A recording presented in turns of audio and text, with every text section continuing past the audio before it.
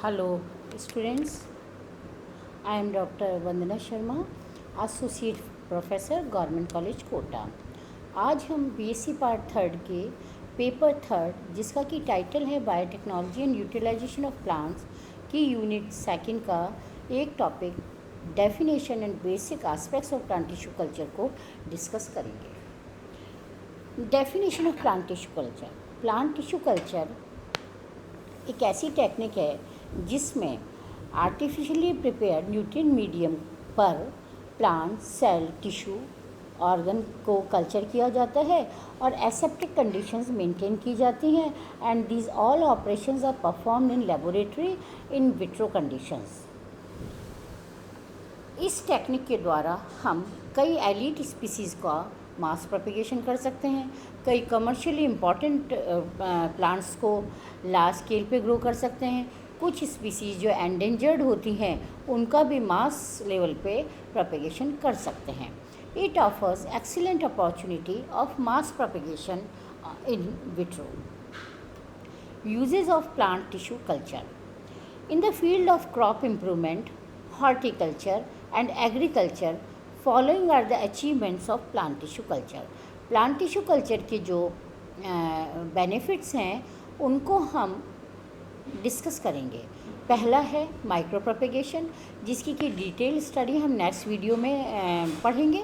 पर जैसे कि नाम से आपको पता लग रहा होगा, माइक्रो प्रोपेगेशन का मतलब होता है कोई भी micro part of the plant और उसके द्वारा हम प्रोपेगेशन कर सकते हैं। सेकंड है production of disease free plants through meristem culture. Meristem culture करके हम बिना रोग के पादपों को प्राप्त कर सकते हैं थ्रू दिस टेक्निक। थर्ड है production of androgenic haploids. Androgenic haploid pollen culture से हम प्राप्त कर सकते हैं। Production of disease and stress resistant plants. Production of triploids. Production of artificial seeds. Artificial seeds जैसे कि नॉर्मल सीड्स होते हैं, ऐसे ही हम लेबोरेटरी कंडीशन में सीड्स बनाते सीड्स नहीं प्लांट, बहुत सारे plant like propagules, somatic embryoids, इन सब को हम कोट करके सीड कोटिंग करके आर्टिफिशियल सीड प्रिपेयर करते हैं। वो हम डिटेल में बाद में बताएंगे। जर्म प्लांट कंजर्वेशन किया जाता है इस टेक्निक के through. Production of secondary metabolites किया जाता है। Somatic hybridisation is also one of the application of plant tissue culture and the genetic engineering. ये एक इनकी यूटिलिटी है जिनको कि हम सक्सेसिव लेक्चर्स में डिटेल में पढ़ेंगे। सबसे पहले हम यदि हिस्ट्री पे नज़र डालें तो प्लांट टिश्यू कल्चर की जो हिस्ट्री होती है वो स्टार्ट हो पाती है जबकि सेल थ्योरी दी गई थी। श्लाइडेन एंड श्वान ने 1839 में एक कोशिका का सिद्धांत प्रतिपादित किया था और उन्होंने बताया था कि लिविंग ऑर्गेनिज्म की जो फंक्शनल यूनिट है वो सेल है। जब तक इस सेल थ्योरी नहीं दी जाती तो हम आगे जो प्लांट टिश्यू कल्चर में सबसे इम्पॉर्टेंट पार्ट है सेल का, सेल की टोटिपोटेंसी का। तो यदि सेल थ्योरी नहीं प्रतिपादित होती तो हम आगे की स्टडीज़ कर पाना मुश्किल होता। परंतु श्लाइडेन एंड श्वान द्वारा दी गई सेल थ्योरी ने सेल की टोटिपोटेंसी के बारे में एक रास्ता खोल दिया। इसके बाद हैबरलैंड ने 1902 में एक टोटिपोटेंसी की he postulated the hypothesis of totipotency.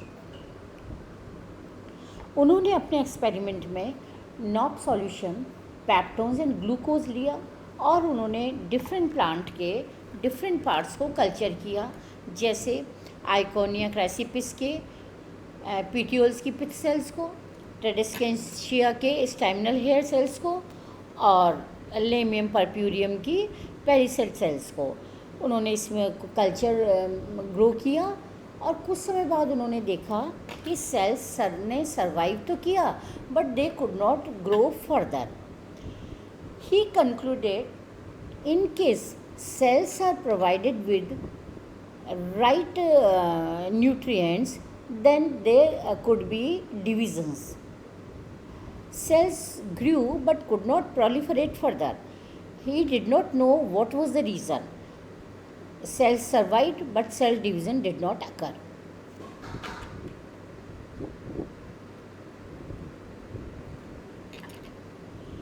He proposed the idea if cells are given suitable conditions, isolated cells could be induced to divide. Haberland described utility of liquid part of embryo sac, but that time knowledge of aseptic condition was not there. Different scientist ने समय समय पर अपने अपने experiment से step by step finding की। पहले उन्होंने सेल्स को कल्चर किया, बाद में उन्हें लगा कि एसेप्टिक कंडीशन भी इक्वली इम्पॉर्टेंट हैं। बाद में सक्सेसिव एक्सपेरिमेंट्स में इन सब कंडीशंस को भी मेंटेन किया। इन 1922 रॉबिन्स एंड कोटे ने रूट सेल्स को कल्चर किया, but they lived only for very short time. But P.R. White 1934 में रूट सेल्स को कल्चर किया एंड ये काफ़ी लंबे पीरियड तक सरवाइव किया इन कल्चर्स ने। Gautheret and P Nobecourt 1939 he obtained callus from cambium cells of carrot in presence of IAA। Gautheret and Nobecourt ने बताया कि IAA में कैरेट के कैम्बियम सेल्स को यदि हम कल्चर करेंगे IAA कंटेनिंग मीडियम में तो कैलस का निर्माण होता है। आगे इन वैन ओवरबीक एट ऑल कोवर्कर्स ने 1941 में कैरेट के गाजर के एम्ब्रियोज को कल्चर किया कोकोनट वाटर के लिक्विड एंडोस्पर्म पर and he detailed out the nutritive value of coconut water. उन्होंने कोकोनट वाटर को की जो पोषकता है उसके बारे में बताया। कोकोनट वाटर का जो प्रॉपर्टीज़ होती हैं वो साइटोकाइनिन जैसी होती हैं। मॉरेल जी 1950 में he culture tissues of monocots in coconut water.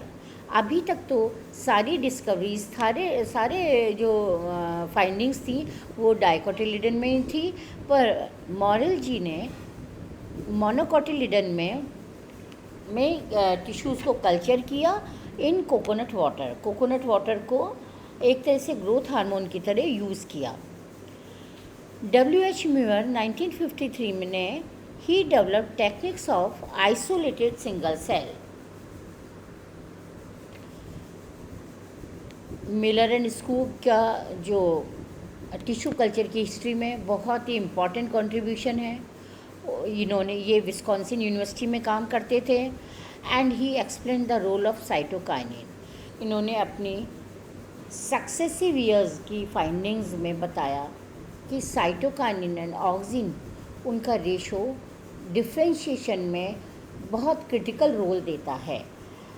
Differentiation auxin और साइटोकाइनिन की दोनों की कॉन्सेंट्रेशन पे डिपेंड करता है।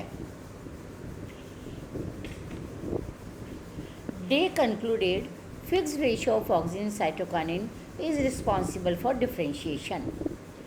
राइनर्ट एंड स्टीवर्ट 1958 ने सोमेटिक एम्ब्रियोजेनेसिस के बारे में बताया और उन्होंने कैरेट टिश्यूज से सोमेटिक एम्ब्रियोज को प्राप्त किया।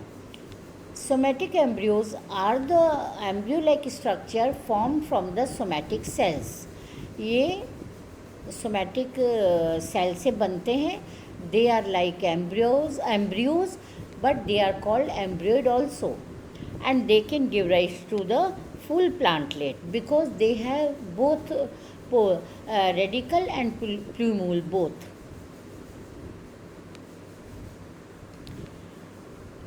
After that, E.C. Cooking 1960 he isolated protoplast by mixture of enzymes for the first time from root cells of potato.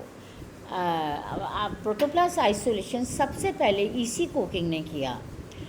He isolated cellulase enzyme also from Myrothecium fungi.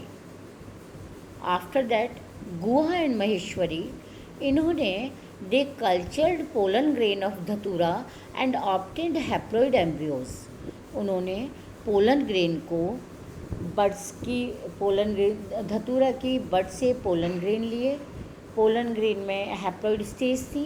They cultured pollen grain and obtained haploid embryos. This is also a very important findings. Carlson et al ने parasexual hybridization के बारे में बताया। उन्होंने Nicotiana tabacum and Nicotiana langsdorffii के protoplast को fuse किया and he got success.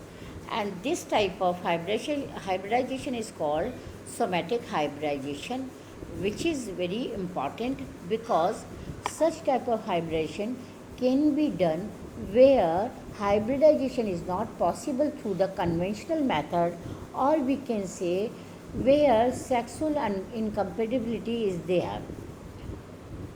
These are few major findings in the history of tissue culture.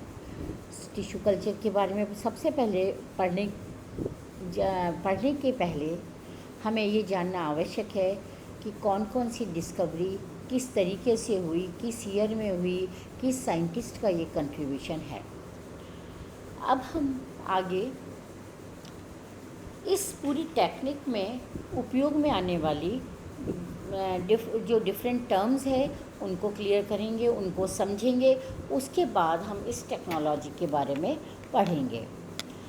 Explant, exercise part of the plant. हम इस पूरे जब चैप्टर को पढ़ेंगे तो बार बार एक टर्म आएगी एक्सप्लांट। एक्स का मतलब होता है एक्सरसाइज, प्लांट का exercise part of the plant मतलब प्लांट का कोई भी काटा हुआ part which will be use for the two initiate the culture. Next है प्लांट ऑर्गन्स। हम सीड को कल्चर कर सकते हैं, इमेच्योर एम्ब्रियो को कल्चर कर सकते हैं, एम्ब्रियो को, लीफ एपेक्स को, नोडल सेगमेंट्स को, एंथर को, पोलन को, नोड को, इन सब में से कोई सा भी ऑर्गन को हम कल्चर कर सकते हैं।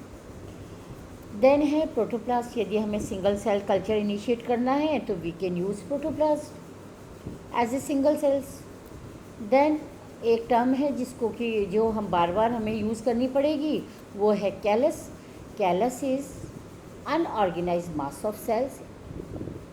अनऑर्गेनाइज्ड का मतलब है कि it is only a group of cells, it is not differentiated cells. यदि डिफ्रेंशिएशन हो जाता है तो that callus would be called morphogenic callus. Here if we use the term callus, that is only the aggregate of the cells. Here I'll show you what is the callus. See, this is lump-like structure. This is the cell aggregates. You'll call it callus. ये मैंने एक मेरी research के वक्त के जो flask था उसकी फ़ोटोग्राफ आपको मैं दिखा रही हूँ। This is callus.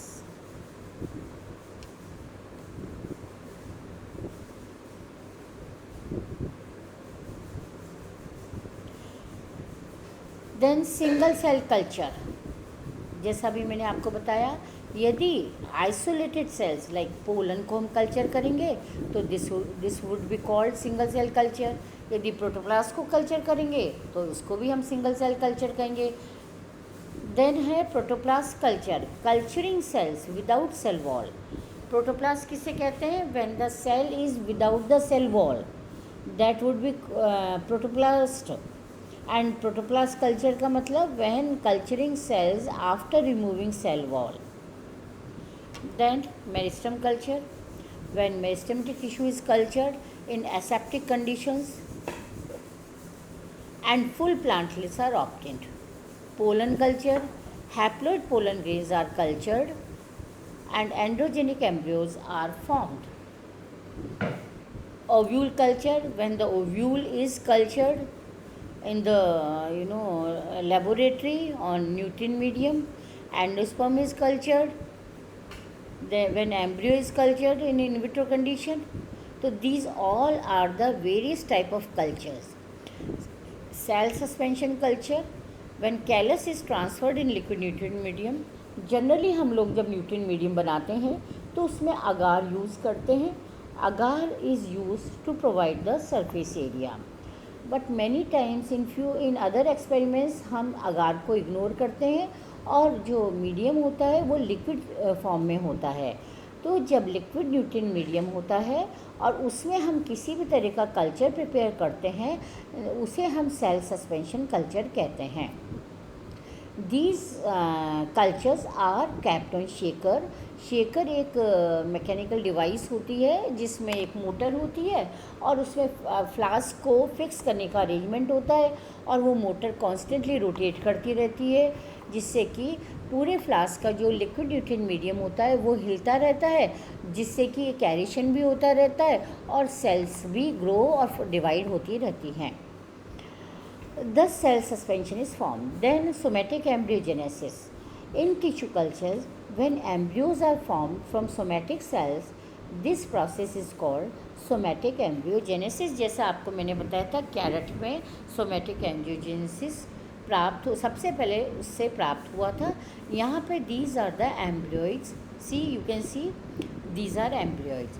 This embryoids basically embryo-like structures होते हैं which are formed in vitro, and ये जो होते हैं वो fully developed भी हो सकते हैं और थोड़े कम डेवलप भी हो सकते हैं। इनको यदि हम सेपरेट करके और मीडियम पे with growth hormone, suitable growth hormone हम डालें तो ये पूरे प्लांटलेट को फॉर्म कर लेते हैं।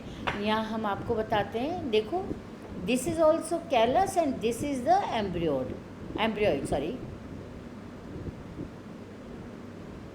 ये देखो यहाँ पे ये जो एम्ब्रियोइड्स हैं ये इनके लम्प्स हैं, इनको हमने अलग अलग किया फोर्सेप की सहायता से, तो थोड़ा सा ये सारे एम्ब्रियोइड्स के लम्प्स हैं। और जब हमने इनको सूटेबल मीडियम पे डाला तो ये जर्मिनेट होके इन्होंने ये प्लांट बनाया। देखो ये प्लांट, दिस इज़ प्लांट। चूँकि एम्ब्रियो में दोनों पोल्स होते हैं, रूट पोल भी और शूट पोल भी, ट्यूम्यूल एंड रेडिकल दोनों, तो ये पूरे शूट भी बना सकता है और रूट भी बना सकता है।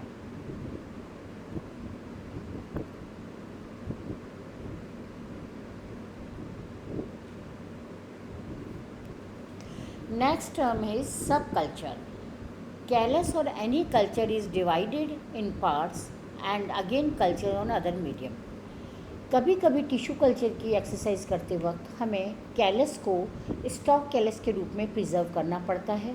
उस वक्त हम कुछ कैलस को तो हम फर्दर एक्सपेरिमेंट्स के लिए यूज़ कर लेते हैं और कैलस के थोड़े से पार्ट को हम सब कल्चर करके स्टॉक कैलस बनाते हैं। तो सब कल्चर का लिटरल मीनिंग होता है कि बार बार सक्सेसिव जो कल्चरिंग होती है उसे हम सब कल्चर कहेंगे। नेक्स्ट है कल्चर मीडियम। ये बहुत इम्पॉर्टेंट है to know about the culture medium because पूरी इस टेक्निक में कल्चर मीडियम का यूज़ होगा। It is a nutrient medium which helps in growth of tissues. It provides nutrition to the tissue in vitro condition. Culture medium कई प्रकार के अलग अलग साइंटिस्ट ने दिए हैं, मैंने आपको पहले भी बताया था। एंड सबसे जो यूज़फुल है, सबसे जो एक्सेप्टेबल है एंड प्लांट की ग्रोथ के लिए सूटेबल है, that is Murashige Skoog medium 1962। It was devised by Murashige and Skoog and lastly organogenesis, differentiation of any plant organ from callus like shoot, root or differentiation of organized structure is called organogenesis। जब callus में से किसी भी तरह के organise structures बनते हैं, वो चाहे रूट हो सकता है, वो चाहे शूट हो सकता है, या किसी भी तरह का जो डिफ्रेंशिएशन होता है, तो उस पूरे फिनोमेनन को हम कहेंगे organogenesis. That is all for today. Thank you.